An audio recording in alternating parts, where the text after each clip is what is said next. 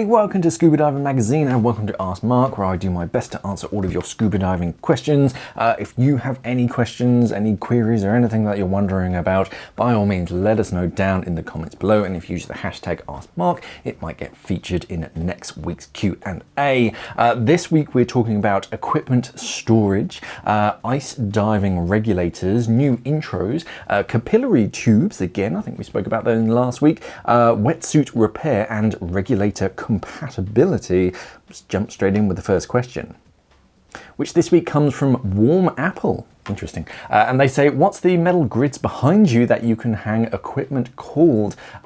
These, I think they're literally just called grid panels. They're actually for like shop displays. You'll see this and slat wall quite a lot in scuba dive centers. It's very practical. It's a good sort of all-rounder. It's real like 4mm stainless steel. This was actually supposed to be chrome steel or just bare stainless steel, but for whatever reason it ended up being black, so I've just called it tech. And yeah, it is quite useful for sort of hanging gear up, and there's a few different ways of mounting it. This one, for example, is actually bolted onto the wall. You've got little hooks, but you can have them freestanding and whatnot. And they're really strong and secure. They come in different shapes, and not shapes, but different sizes. Yeah, pretty useful, pretty practical, but that's it. It is really just to display some of my gear. At the moment I've got like scuba stuff on this one. There's a middle panel which is really kind of hidden up by me, so I haven't put too much in it quite yet, and then there's some apnea freediving stuff which is kind of dark in the back of the shot, but yeah, I think it is just grid panels or metal grid panels if you search for something along that, and search for something that sells like shop displays or something, and it should come up. Bloody Marvelous asks, what are the best regulators for ice diving?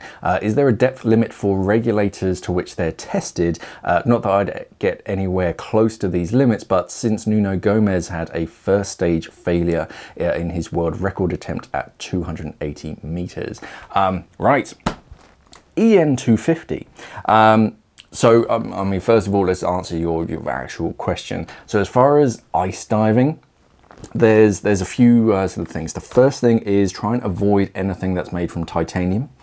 Titanium is great for warm waters, but it's not so great at transferring heat in colder temperatures, so try and avoid those. Right now, I mean, you want something like sort of Apex MTXR regulators. They're specifically designed for really cold water diving.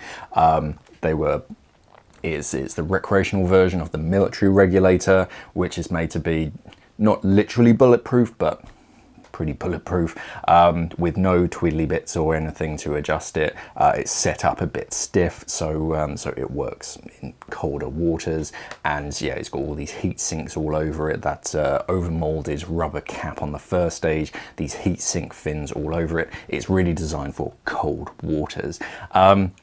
As far as like standards, you're looking at EN250. Now, EN250 is it must be the European standard that regulators are tested to. EN250 is 50 meters and 10 degrees Celsius, which is what they deem as cold water. But after that, it gets complicated because we also have EN250A, because they realized that most divers, especially recreational divers, dive with an octo. You need a primary and an octo off a first stage. So now they have the EN250A standard that you can use a primary and an octo simultaneously, and it still functions. You get EN250A greater than 10 degrees Celsius. So this is for warm water regulators. Don't see it too much. It's normally in the cheaper regulators or the really compact regulators that are for travel. Because they don't have a big chunk of metal to act as a heat sink, they don't do so well in colder temperatures or temperatures below 10 degrees Celsius. So if you take a look at the first stage,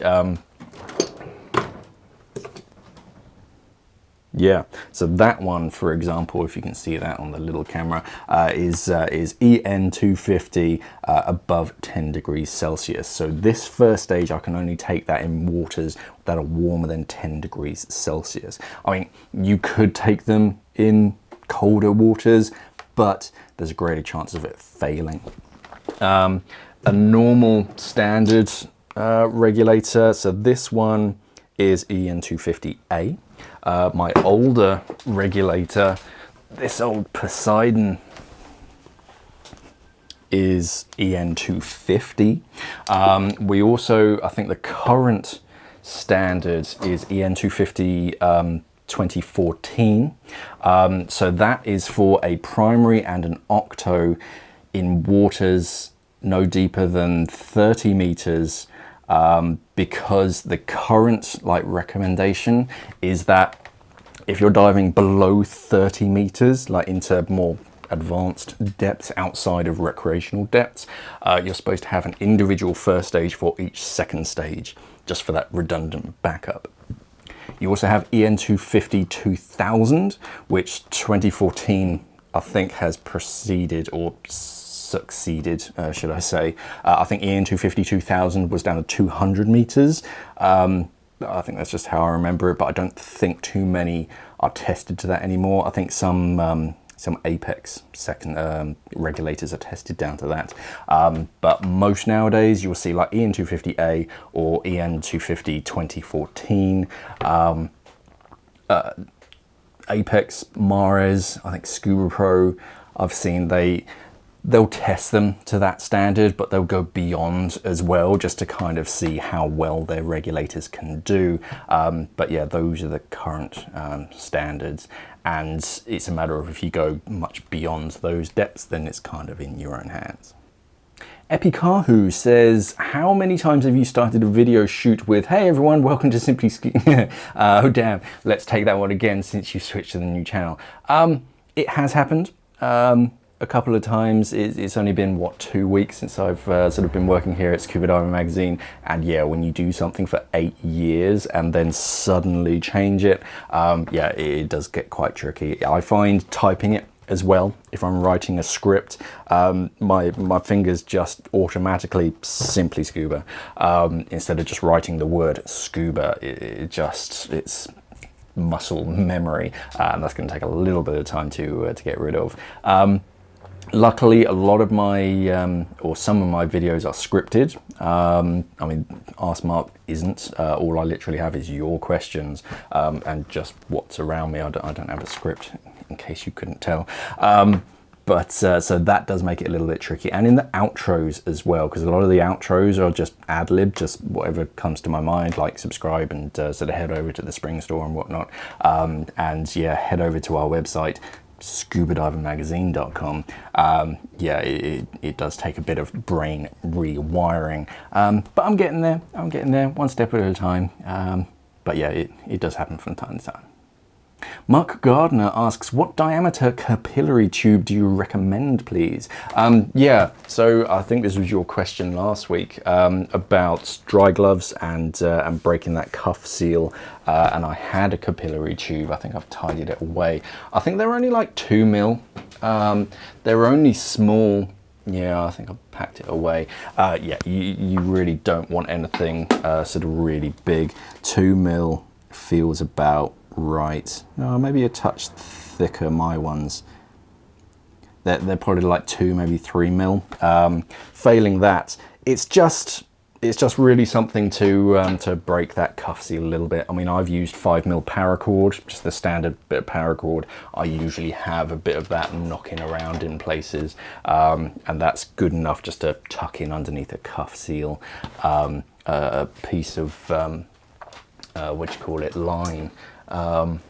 Some of that's just from an old reel. That would probably do the trick. Just cut off like 20 centimeters or something and tuck part of that underneath the cuff seal. That should be enough to get some gas across. Personally, I use that capillary tube just because it came with one of my dry glove sets. Maybe it was Ultima, if it didn't come with the QB and yeah, it's useful, but nothing big. Only like 2, maybe 3 mil thick stuff, just enough to break that cuff seal, because it's not a great deal of air volume that's moving backwards and forwards, and you only do it like once, maybe twice on the descent. And yeah, I've used like 5 mil paracord before where I couldn't find the capillary tube, just something enough to get underneath that cuff seal to break it a little bit so you can get some gas into your glove. Yalara says, can you recommend the best kinds of neoprene adhesive for wetsuit repair? Do you prefer Aquashore FD, Aquaseal, or Black Witch, or just a needle and thread? Thanks. Right, so my usual go-to is Aquashore. Aquashore? Aquashore. I hate their names. Aquashore, because that is a flexible, colorless, transparent adhesive, which is kind of an all-rounder. It sticks to neoprene, it sticks to like membrane on a dry suit, and it's transparent, so it's not quite so obvious. Black Witch is neoprene only, and as the name suggests, it's black, it's jet black. So if you smudge it anywhere and you don't have a black wetsuit, you just get this black smudge everywhere. And believe me, for all of these, a little goes a very, very long way. You only need a small amount, because by the time that you seal it back together, it kind of squidges it all out and it just goes everywhere. So a little goes a long, long way. But yeah, Black Witch is neoprene, and I think neoprene only. I think the, I mean, correct me if I'm wrong down in the comments, I think neoprene, Black Witch almost melts neoprene so that it like rebonds back to itself and fixes that. But I usually like to tape the affected area back. So I avoid like needles and threads, because thread will just allow water to penetrate through that neoprene, through that hole that you've just made. And I tend to just get some tape or a patch. You can get a lot of like bicycle repair kits and stuff, and they have different size patches. But of course the dry suit ones are a bit better. They're more designed for it. Gear Aid do quite a few for like tents and fishing waders and stuff, and of course they work with dry suits. So yeah, I'd get some tape on the inside or outside of it, and really tape that area so that just it spreads the tension. So if you have a rip or a tear in it, when you're pulling in that area, it's kind of pulling on the tape on a wider area, not just on that that individual cut, damaged area. But I tend to use Aquashore more than anything else, and get the smaller tubes, because it goes off really quickly. Like any adhesive, as soon as you open it, you use like a tiny smidge and then you seal it back up on the best intention to reuse it, but 6 months down the road you open it up and it's like solid, because it's gone off itself. So if you can get the smaller tubes instead of one big tube, unless you're repairing a lot constantly, I usually recommend going for the really small tubes, because you're only going to use a tiny amount. And yeah, the Aquashore, because it's clear and colorless, it blends in if you do smudge it a bit. Mohammed Al Busaidi asks, hello Mark, first of all, love your videos, very informative, thank you. I'm new to diving, so I got the Maris 15X Rover regulator. I would like to know what other Maris second stages are compatible with the 15X. This is an interesting question, and it kind of it like refers back to almost the first question with the EN250, in that the exact regulator configuration is tested, and manufacturers hate this because it's that exact configuration. So this first stage with that primary and that octo, that is tested, and when you get them tested, it costs about $5,000 or something. I mean, this is the last time I heard how much it cost, but it cost around $5,000 for each configuration. So as if you have that 15X and the Rover, and then you use a different octo, that's another $5,000. So having every single regulator configuration it start to get really expensive from the manufacturers. So with a lot of them, especially with the primaries, they'll only work with 1 or 2 primary second stages. So a lot of the newer ones, if you look, the 72X only works with the Atlas, or is that the Fusion? Oh, I forget the names, it's been a while. But with the Rover is their sort of workhorse. So that works with the Dual, the Loop, that like vertical second stage, and the Rover. But that's it as a primary. As an Octo, they tend to use more different options so that you can pick and choose. So that will work from like the Fusion, the Prestige, the Abyss, probably the Carbon, the Instinct, and the Rover, which would probably be the one that I would go for. Rover primary, Rover second stage, and the 15X. It's just a good combination.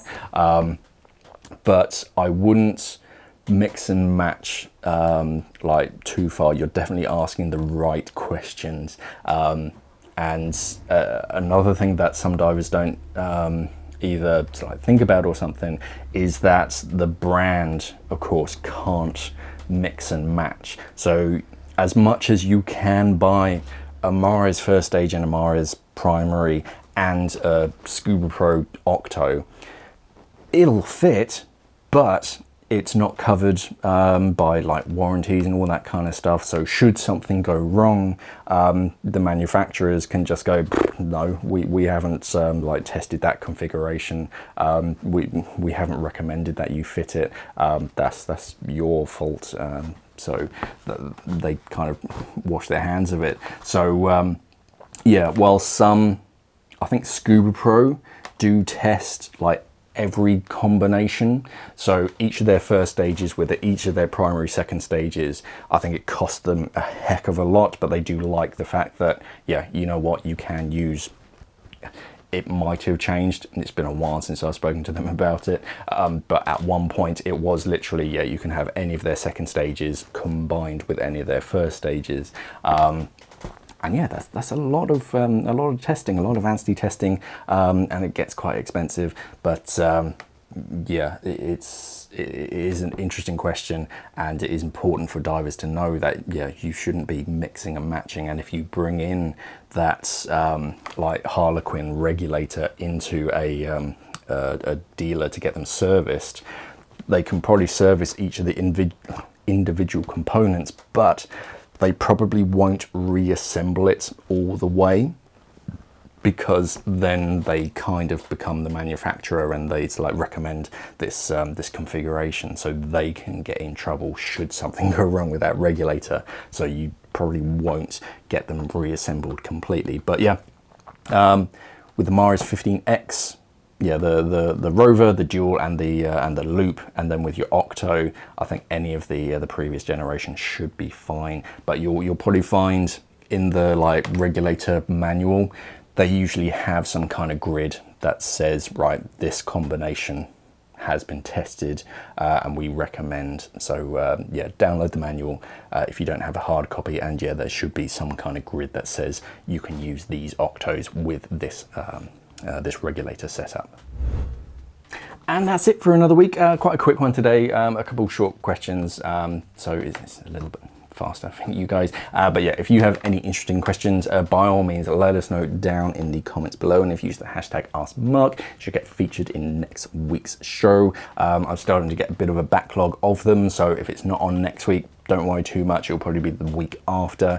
But yeah, good questions this week. EN250 is always a complicated, fascinating subject to cover, and there's so many different EN250 standards.